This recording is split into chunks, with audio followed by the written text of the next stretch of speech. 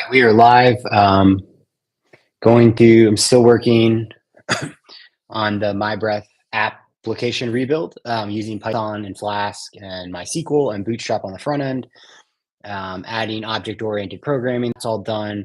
Right now, what I want to go over today is implementing the yfinance library to access the Yahoo Finance API data. So let me share my screen. Last time I did a live, it killed the screen like halfway through. But my intention is to parse this video down, um, edit it so that it can go over a little more cleanly how I do this. But for right now, I just figured since I'm going to be coding, I'll just pop it on live. So we've got it. All right. So let me go over what I've done so far. I will fire this up.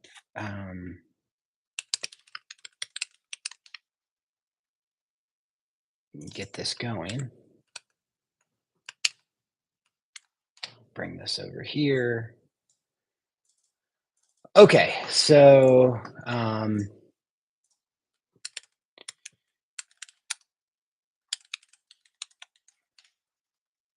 okay, so right now everything here, I don't have the add delete yet, but that's easy to do. I wanted to get the Y Finance library implemented because it's a little more complicated. Um, and there's a lot more logic going on in the back end with getting different moving averages to show up. So right now we've got three portfolios: Price is Right, Adam Sandler, and current portfolio, which is actually somewhat close to the current trading portfolio I have.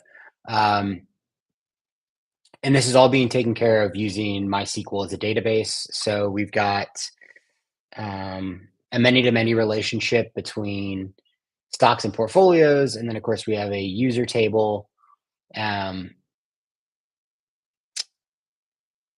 and I'm just using a join table to link the portfolios and the stocks because obviously we don't want to resave a new instance of a stock every time just because a different portfolio has it. Um, so we're not doing that. So this displays everything we put in. And we've got this kind of thing where if we hit create portfolio and you've already got three, it's flashing an error message. So everything here works fine with the database. I've got the multiple models here. So the portfolio class is in here. This is the join table. This is the stock class and the user class. Everything works there fine. And then I created a helpers file to run all the API stuff through. That way, I just figured because the API can get a little tricky when you're dealing with a lot of stocks, it can slow down pretty quickly. And I've struggled with this in the past. So I thought, the less times you have to call the API, obviously, the better. So it just seems easier to put it all in a helpers file rather than like, the models files where all the other like class methods sit or any of the static methods I have for those classes. I'm just going to do all of it right inside this helpers file. And there may be a few other things in here, but let me show okay, so here's the current portfolios. That's fine. That all works proper. That's pretty simple. And then if we go to breadth detail, so this is where it's going to run every stock in this portfolio. It's going to send it to the API and it's going to calculate the current price, the 20-day exponential moving average, the 50-day simple moving average, and the 200-day simple moving average. And then it's going to plot them properly in their proper place. So if the current price is above the 20-day exponential moving average, it's going to put it in here. If it's above the 50 here and the 200 here, if it's not, it just doesn't show up. So I'm also thinking about a way to I guess you should know what your portfolio is, but it might be nice to know. I might add a fourth thing down here that says like what's below, uh, the 200, just so you have an idea of like the worst stocks in your portfolio. I think that might be helpful, and I may end up doing that, but it's a pretty simple add. So I'm going to go over how I did this, and I just want to show one thing. The other little thing, I'm not like huge on the front end stuff, but the one thing I struggled with in the past was I think this looks totally fine. I'll do some color stuff with custom CSS at the end to make this look a little bit better. But I think for the most part, in the trading and investing world, it's like, let's get the data. What signal does the data create, and how can I use that signal to make money? The beauty factor, I don't think is as important. But anyway, getting this all to show on a mobile phone, like if I go to current portfolio. This is great. I love the way this shows up. It's like, here's my first portfolio, second portfolio, third portfolio. Pretty easy. But when I go to the, oh, it's loading. I don't really know a way. Like, part of me thinks this is fine. Um, Again, this probably isn't something you're going to use on the fly. I built this because I used to do this manually on the weekend. I don't think someone's going to look at this on their portfolio and be like, "Oh my goodness, let's make a trade because something changed as far as their breadth metrics go on their portfolio or the market." So I think this is actually going to be okay. Um, the hamburger menu because of Bootstrap works fine. Everything else seems fine. So because otherwise, I would have to show essentially. I can either show like, let's say like these all three in a row, right? And then go to portfolio two, show all these three in a row, or I could show this portfolio is 20 EMA, then move this underneath it, this underneath that, and then row four would essentially be this. And I just don't think this is terrible. Again, for right now, this is really meant to be more of a desktop app anyway. But if you wanted to peek at it, I think this is okay for now. All right, let me get out of this inspect tool. All right, so let's go over the backend and how this is working. So what we've got is let's start with the route. And this is something I'm going to try and parse down because this is the one place I don't love how much data or how many functions are here. But all right, so when we go to the portfolios detail route, obviously we're just checking to make sure the user's logged in. We are going to grab the session ID so we can pass it in to grab all of the portfolios that user has. Do I have that open? So if we go to the portfolio class, just to go over this.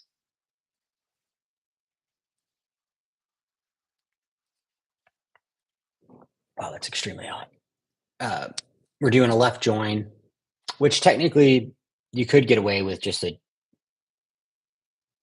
join because a portfolio will only exist with like when you create a portfolio, you put stocks in it. When you delete the portfolio, there's no matching ID for that portfolio. So you could just use a regular join in this. But I always just use the left join just in case, unless it's a specific reason to use the join. So select all from portfolios, left join, portfolio stocks. So this is our join table, obviously on the portfolio ID equals portfolios ID. And then we're going to left join on the join table, the stocks. I'll actually pull up MySQL real quick, the workbench, just so you can see it. Whoop, where did it go? Oh, weird. It's like lost on my screen. So let me open. Oh, wait. Whoops. Hold on. Well, I was going to open the ERD, but it's fine. It's just user links to the portfolios, right? Portfolios has a user ID in it. And then the portfolios table and the stocks table, right, have their own classes. And then they're linked with a join table called portfolios stocks that has the portfolio ID and the stock ID, how they match. Pretty straightforward stuff. So that's all gets done here. And then where user ID equals user ID, which is the session ID. So that way every user can only access their own portfolios, obviously. And for this application, I'm having up to 3 portfolios. I'm trying to keep it simple yet robust enough to be useful to people so that I can get feedback. And then I can add, if people say, hey, we want 5 portfolios, fine, we can add that. But I think 3 is enough for now. Then we are going to create the portfolios dictionary. Obviously, every row portfolio. Whoops, no, wait, sorry. Creating this dictionary for row and results. We're just setting the portfolio ID to the row's portfolio ID. This is the way so I don't have a line for every portfolio that has a stock. So it's just checking to see that there's only 3 portfolios in there maximum. Like 3 portfolio IDs, whether it's 789, 100, 1, 102, 103, whatever the 3 portfolios are in the database. And then it's just attaching the stock data, which the stock table just holds a name and a ticker. because that's really all we need. Everything else will get called once at a time from the API. We're not storing historical price data in the database. And then we're just appending the stock data to the portfolio.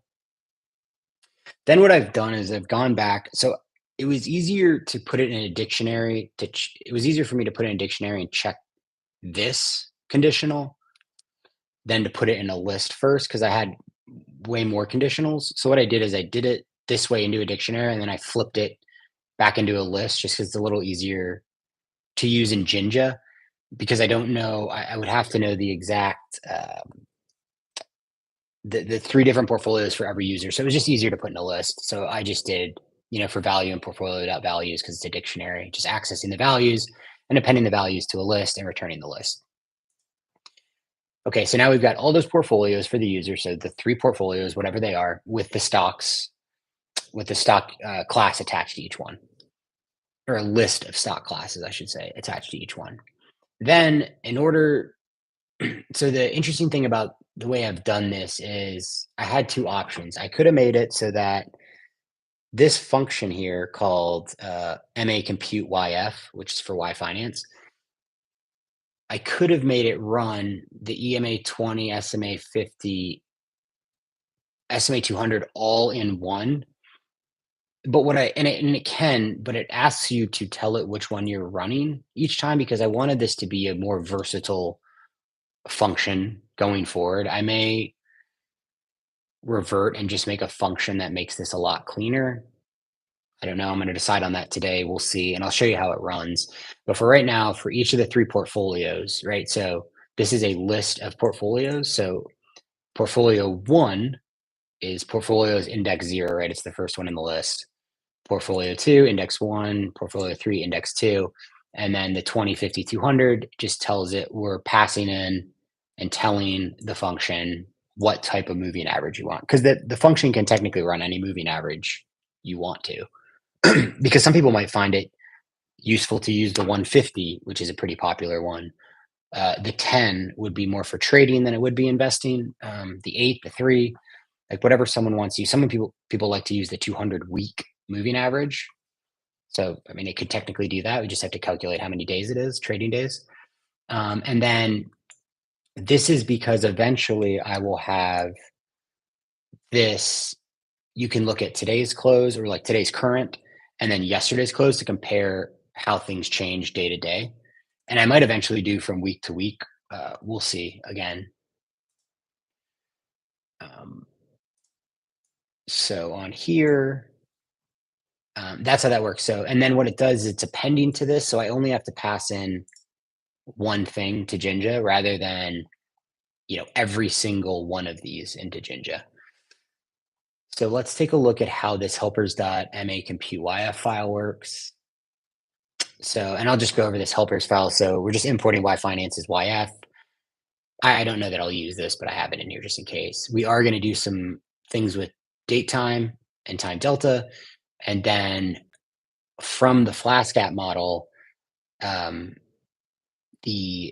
I'm importing the stock file only because I was getting circular errors by importing the entire class. And I imported it as STK because given this is a investing application, I use the word stock a lot and I just didn't want to get confused with, so I'm never going to use STK. So basically what we're doing is here is the big app. This is the big one that then accesses other functions. So we are passing in stocks, which if we go back to here, portfolio 1, right, index 0, the first portfolio for the user, dot stocks is accessing a list of all the stocks that they have. Okay, so that's the stocks for that portfolio. Then the moving average. So, and we have to specify if it's exponential or simple. And then the date. And again, the date is so they can use yesterday's close or today's current. Then what we're going to do is set the for stock in stocks, set stock ticker, right? Because this is a dictionary. This is a list of dictionaries. So for stock in stocks, the stock ticker, because that's what we're going to use to send to yfinance, or to Yahoo Finance through the yfinance library. And I'm having some trouble on this batching. I think it's like repeating itself, but we'll get to that. So then we're going to collect a data dictionary of all, right? Because we're going to go back and get a ton of historical data, right? 200-day simple moving average is almost an entire year's worth of trading days. Close, not quite. I think it's like 250 something. So that's going to go do this. So let's go take a look at that. And here's our data cache. This is our global variable. Again, I'm having some issue here because it's not seeming to cache properly, but I'll get to that. So we're calling this function, and for symbol in the symbols. So there's now, this is passed in now a list of tickers. We're going to go out and we're going to run the API call. Okay, API call. If symbol in data cache, this is where I think I'm having a problem because it's not caching the data properly. But it shouldn't rerun the API. It shouldn't call the API again. Like let's say it's a MongoDB, the stock MDB. Maybe we'll use something else. Let's say it's like Wells Fargo. It shouldn't run it again because the data is already in the data cache dictionary, but it doesn't seem to be working right now. And then we are going to, and again, this is so I can do current data and yesterday's. And the way we have to do today is technically going to get yesterday's data, just the way the AP, just the way, and yfinance takes the Yahoo Finance data and puts it into pandas automatically, which is kind of cool. It makes it a little easier to use, but it's basically giving you like, if I do today, right, it's actually going to give me yesterday's close. So if I want to get current data, I need to shift it to tomorrow, and that's going to pick up the last row, and the line will actually be today's data. It took me a long time to figure that out, but that's all this is doing. So today will technically get you yesterday's close. Tomorrow is today plus date time delta, adding 1 day to it. Pretty straightforward. I'm just using this because I need to make sure we can at least get 200 days of data, and really getting the historical. It's actually the API, just doing the API call is what takes time. I'm not, whether I get 6 years of historical price data or I get 1 year, doesn't really affect the load time of the application as much as just calling it over and over again for different stocks. And then right, so here's how we create the end date. Is tomorrow. Okay. Then to get the data, it's just going to be the yf.download and then the symbol, start date, end date, and we get what we need.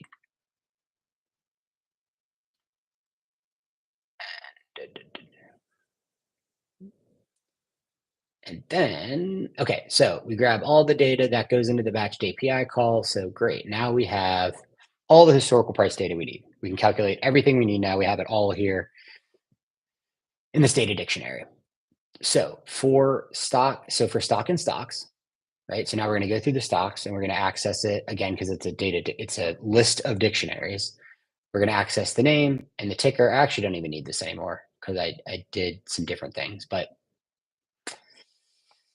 and then we're going to calculate current price, exponential moving average, 20-day, 50-day simple, 200 simple. And all we're doing is passing the ticker. For current price is obviously just current price. We don't need to do anything. But we do here need to add the 20, 50, 200 because these functions can calculate, again, any time period you want. And then these just use some built-in math that Python has. Actually, I don't, this might come from NumPy, or it might be built in. I'm not positive, but yfinance automatically imports NumPy as well as pandas. So this is just a very straightforward, and this is why we need the period, right? Because it's going to pass it in using an F string to tell it how to calculate this. So that's all it does. It calculates the exponential weighted moving average, right? Which basically gives more weight to yesterday than 2 days ago, than 3 days ago, than 50 days ago. And we tend to use them in investing and trading. Usually anything below a 50-day is exponential. Anything above is simple, but I know plenty of people that use a 3-day simple moving average. So it just depends. That's why I may make this application so you can access it however you want, but for now, keeping it pretty straightforward and just giving the 20, 50, and 200 day. And then this is where the date thing comes in again, yesterday and today. Um, it's just going to access, right? iLock -1 is just panda. That's the last row in the pandas data frame. And then -2 would just be the one before that, which is again why we have to set tomorrow if we want to get today's data. And then it's just going to return a moving average. And the simple moving average does the same thing. It's just we basically drop the EWM and just make it rolling, because a simple moving average is yesterday's value is worth as much as the day before is worth as much as 200 days ago. There's no exponentiality to how much weight you give a different day's price. We calculate those and we get it back, and then we run a simple conditional. So if we're passing in the EMA 20, and this is an important part. So something can be super oversold, and then let's say it turns up. Let's say it's below its 200-day, and let's say it's the 200-day moving average, then the 50 is below that, right? The stock's coming down. All the big moving averages are above it, but eventually the stock will turn up, and it may still be below all those big moving averages, but the 20-day, it gets above the 20-day moving average. That stock is not in trend yet, right? Like it could just be a quick pop, hit the 50-day, and come back down. So what this tells it is that a stock can be above the 20-day moving average means nothing if it's not in a trend. So I want the 50 over the 200, the 20 over the 50, and the current price over the 20 in order for it to show up as being above the 20-day moving average. And then I'm going to go over this in a second. It does the same thing for the 50. So 50 over the 200, current over the 50. And then, of course, with the 200, it's just current price over the 200. And again, I may add a list for each portfolio of all stocks that are below the 200, because that actually, now that I think about it, would be really important for like a more long-term investor maybe, or someone who wants to kind of like pick the weeds out of their portfolio, the stocks that just aren't trending at all, especially if like the market's moving up. Why are we owning stocks if the market's been moving up for 2 months and you've got stocks in your portfolio trading below the 200-day moving average? Like that's horrible relative value or relative strength. So maybe you want to dump those and add to your winners. And then so both ways. The old way I used to do it is I had two lists here. So let's say stock tickers and stock names. And so I would I'd basically use this, and I would append it to both. And then I would just combine them into I would use I have the old function on my old one. Um, oh yeah, you can zip them together. So you can put both values of the ticker and the symbol into the list with the zip function. But I figured since I have the database, and to make sure nothing gets wonky and like a wrong symbol with the wrong name, like that's part of having a database, like a reason to have a database for the stocks rather than just calling them every time by ticker. What I'm doing here is just so I'm calling the stock, this is the stock model, this is the stock class within that file. And then get stock by ticker is pretty straightforward. It's just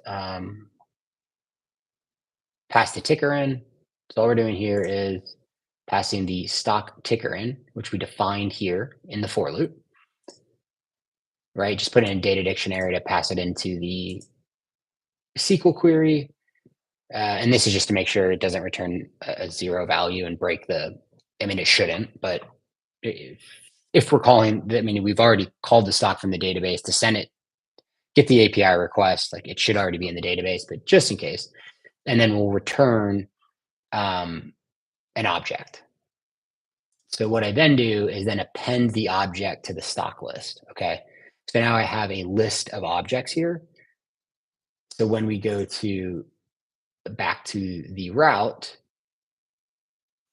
this is returning a list of objects, a list of stock objects, right? So an instance of a class basically for every stock that meets the criteria of the EMA 20 for portfolio 1. And like I said, I append each one of these to this portfolio list. So I only have to pass in one list. And then this is just to grab the name of the portfolios. So if I go to the breadth detail page, what we've done here, and this just a reminder, this is what the breadth detail page looks like. So portfolio 1, portfolio 2, portfolio 3, 20, 50, 200. If I go back here, essentially what we've done is portfolio 0.name. Great. What happened? And that's the 20-day moving average. And then for stock in portfolio list index 0, right? Because you're just passing the one thing.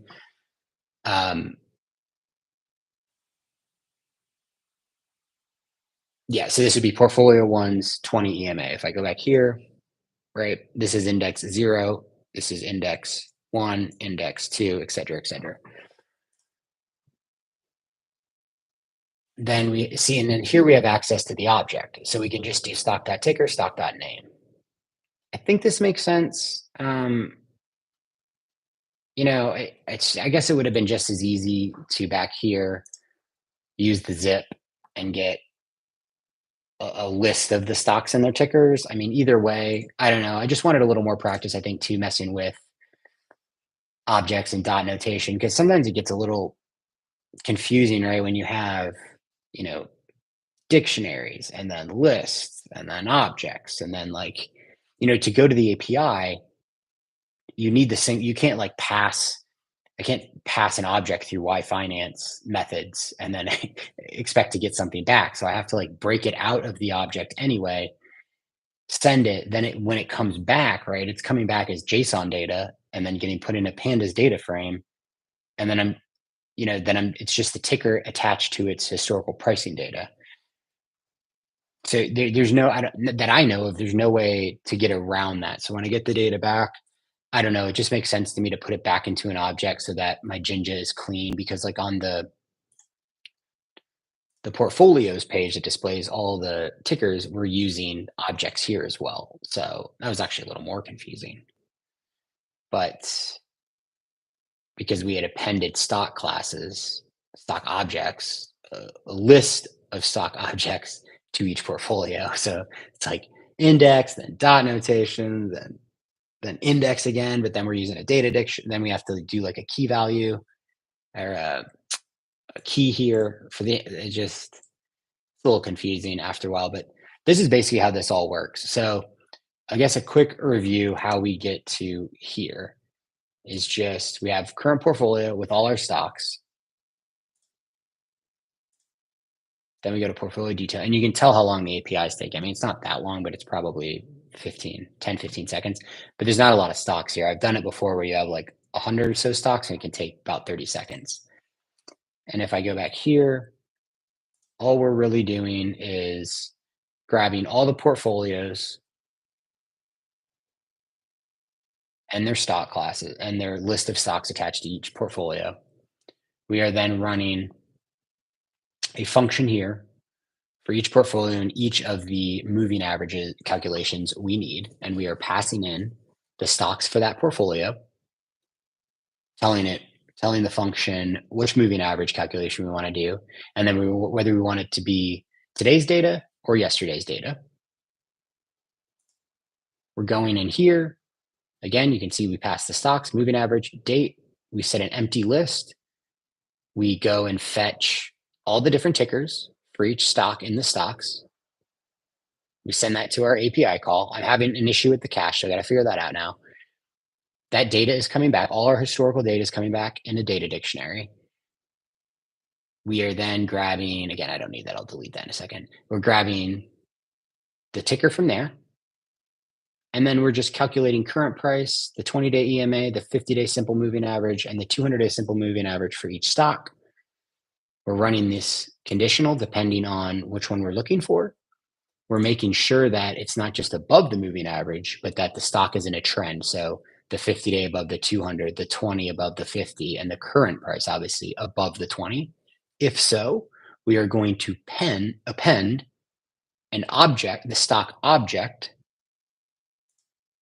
which is here, just a simple query to grab the entire object for that ticker, so we can get the name and the ticker back. So we have all that back in an object, getting that back and appending it to the stock list, and then returning the stock list for each of these 6 things, 3 portfolios, 3 different moving averages. We are then appending that data into one portfolio list, so that I only have to pass in one portfolio list into Jinja. And then again, this is just to get, because this is our portfolios, to get the names of the portfolios. That's really all that's for. And to make sure that the portfolio exists, otherwise don't show it on the page. And here you can see that we're using portfolios index 0, that'd be portfolio 1, dot name to get the name of the portfolio, and then this just says 20-day exponential moving average. And then for stocks in portfolio lists, we start with index 0 and go through. We're going to grab the stock. This is an object. This is a list of objects. This is an object in each of those lists. So stock, the object dot ticker for the stock, dot name to get the name of the stock. And then we end up back here with a nice built out thing we're going to use here. I think what I'm going to do is add, while we're at it, maybe this coffee's cooled down because, man, it's still incredibly hot. That's 30 minutes later. I'm going to go ahead and add stocks that are below the 200-day moving average because I think that's important.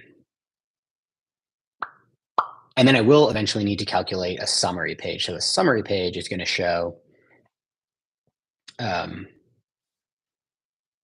percent of, so let me go back to this page. It will show, whoops, the percent of stocks in your portfolio above the 20, above the 50, above the 200, all nicely laid out in one thing. And this is actually really useful to look at the market environment, which is what this core is. And I've got to build that out, but I have to save all those stocks into the database. It's about 75 because it looks at the sectors, the industries, and the subsectors. But that's pretty easy to do because once this all works properly, I just do the same thing. It'll just, have basically 3 of its own portfolios for the sectors, subsectors, and industries. So I do think it would be really helpful here to see what stocks are below the 200 for a user. So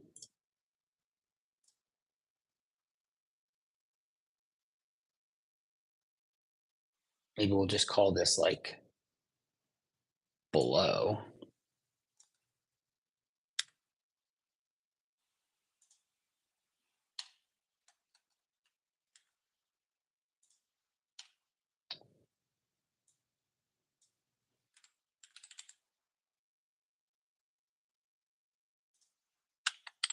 All right, is less than SMA 200.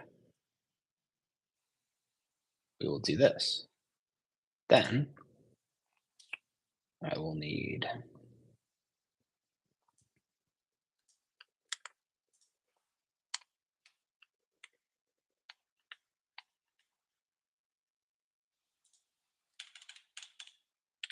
see, this is why this doesn't make a lot of sense to have all these, but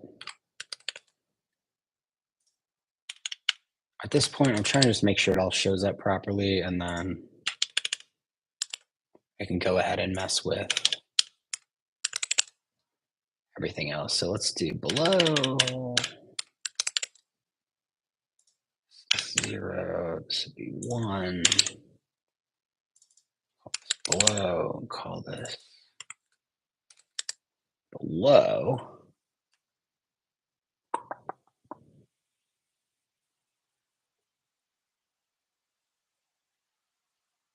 I think there's anything wrong there. This should be fine.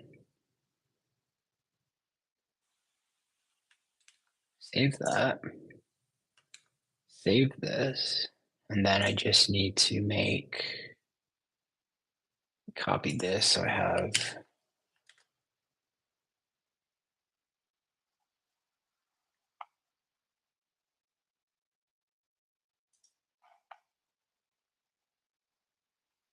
okay.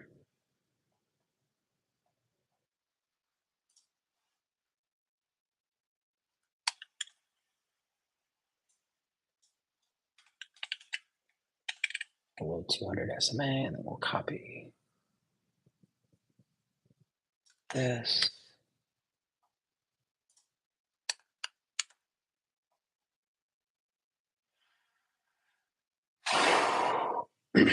Gotta think now.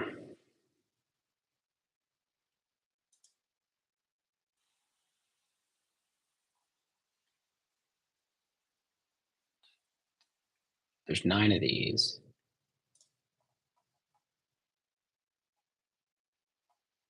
Hold on. Oh, right. So this was started index 9. 9.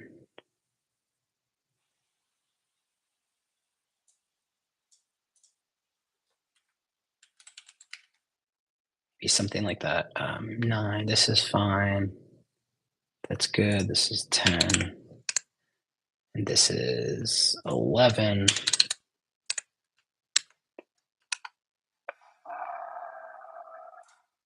See if this runs.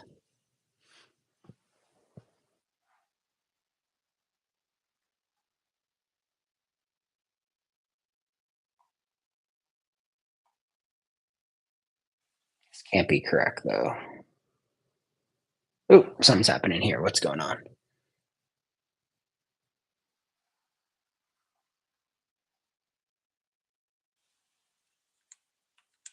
Way messed up. Way messed up. Let's see.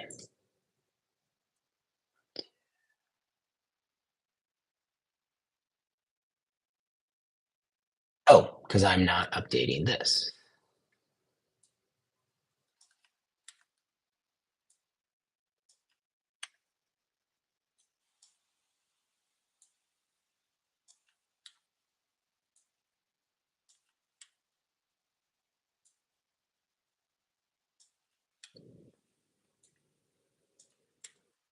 And also, I realized that, okay, so portfolio 1 below portfolio 2. I realized that this needs to be changed to below. Grab that.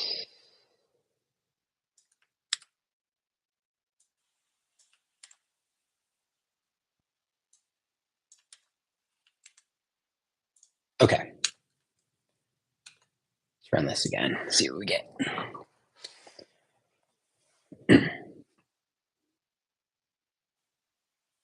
Great. Perfect.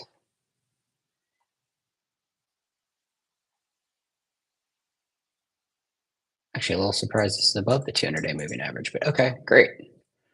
Um,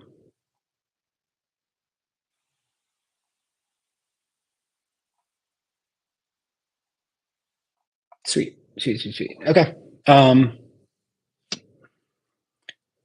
TMDX is a good example of it's actually above the 50, but it's 50 is below the 200 right now. Um, anyway, okay, this is great, and I think this would be really helpful for someone. You could also, I mean, I guess what I could do, although it would just take forever if I pass like every single stock in the S&P 500 and 500.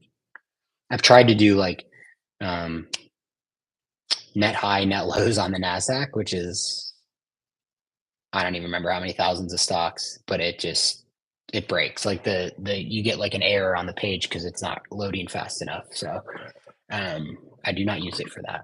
Okay, that looks good. I like that we added that. I think now I think what I might need to do here is so the big thing I want to do, like this is silly to me, but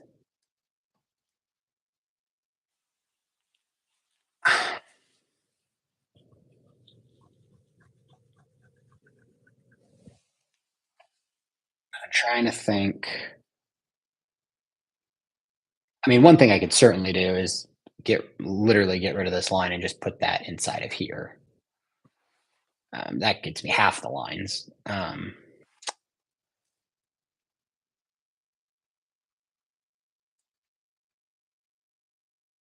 just feel like I should be able to cut this in a third somehow, at least a third. Like I don't care. Like these have to be passed in, but it seems like I could do for portfolio.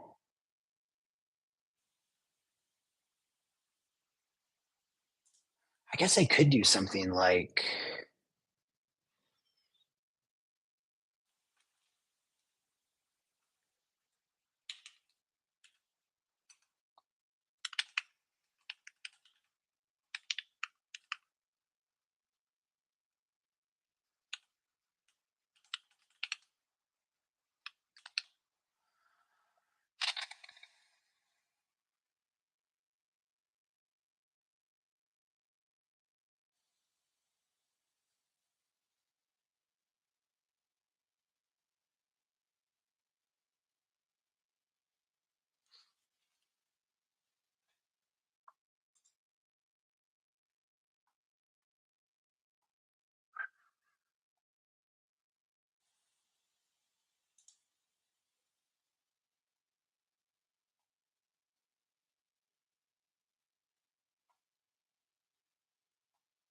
Yeah, I'm getting back a list, so I can iterate them that way. It's fine.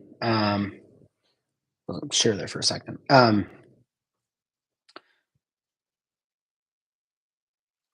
could do.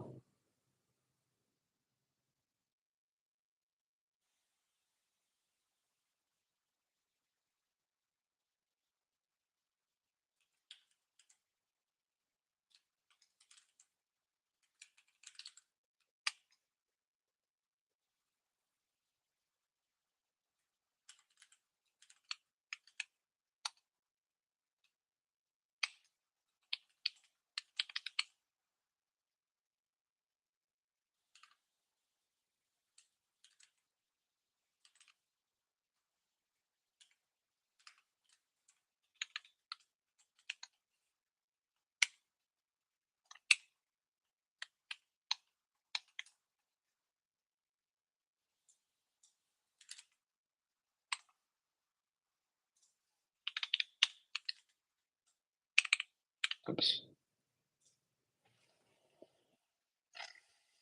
So this would run this 3 times.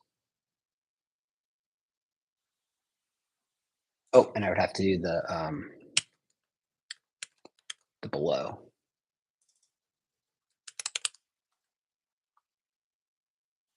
I actually think this should work.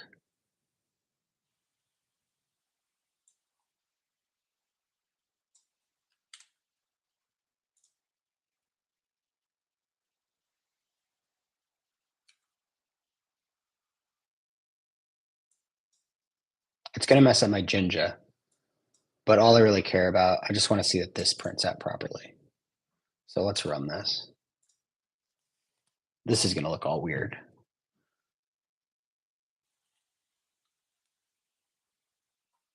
Yeah, which is fine. That's because everything has a different. Whoops, shoot, what's going on here?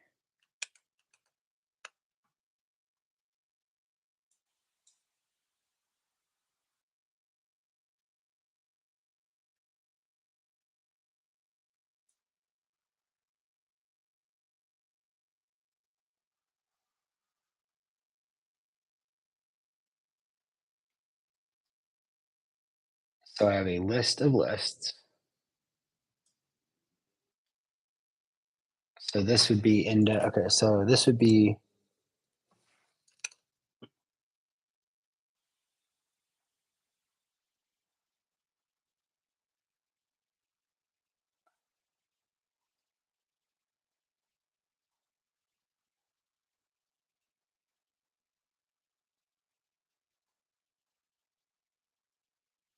oh, because this is index 0, 1, 2, 3, 4.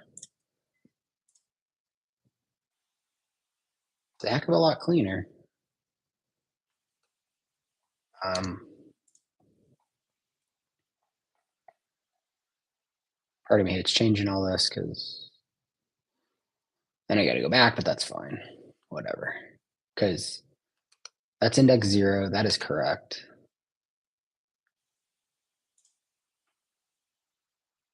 This is actually better. It's actually cleaner for the Jinja because it should just go in order now.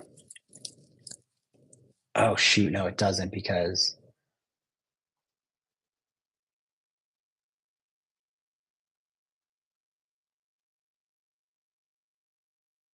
Oh, wait.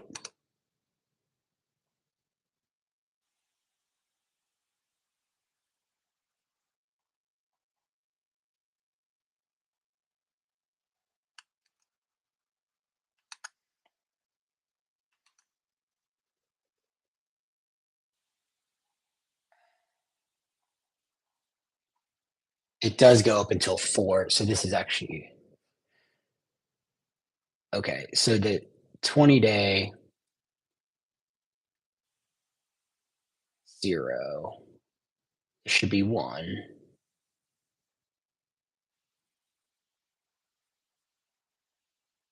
It should be 2. And they should be 3. And then the second one should be 4,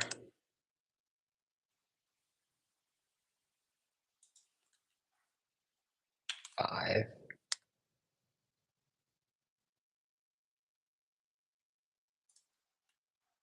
6,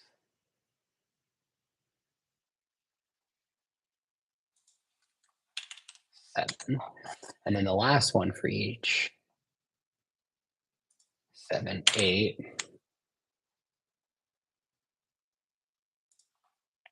9, 10, 11. Let's see. I would clean it up quite a bit. Still got to mess with the API stuff, but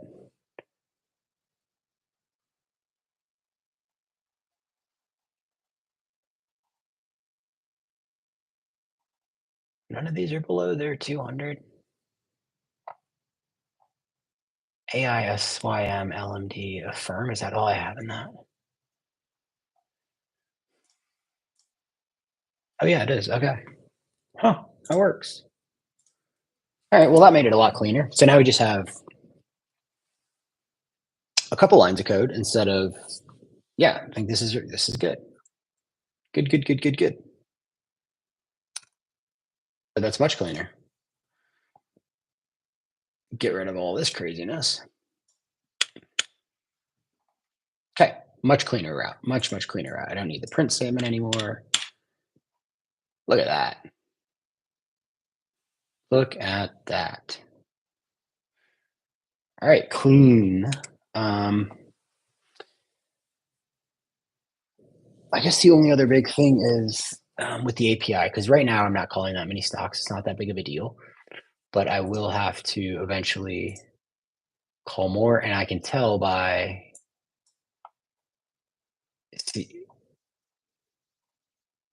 see, it's recalling every time.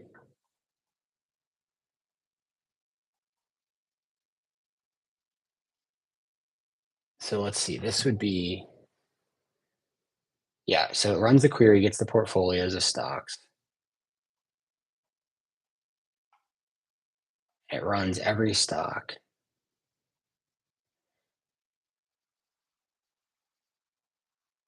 and it runs them again and again and again. See, it's rerunning the same one over and over, which I could have swore, but when I built this app the original time, that this got rid of that problem.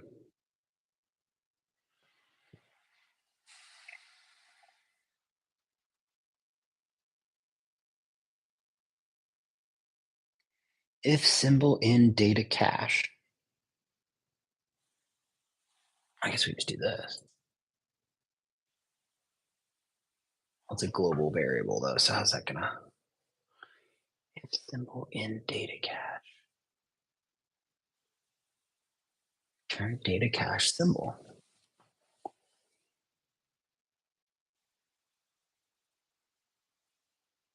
Which should be the data for that symbol.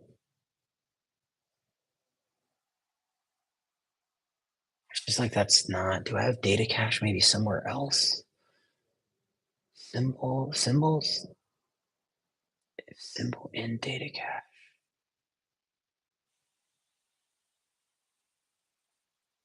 Else. Run this. Data cache, data. I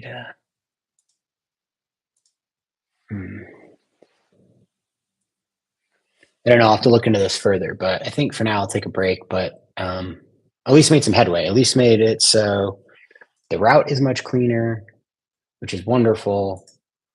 I just got to think through better. Really, I shouldn't even have to. I mean, if it can cache it, that's great because when you go back and forth between pages, that's really where it's helpful.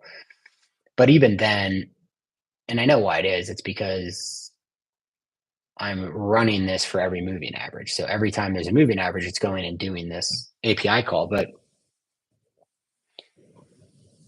that cache shouldn't be. It's almost like the cache is clearing somehow.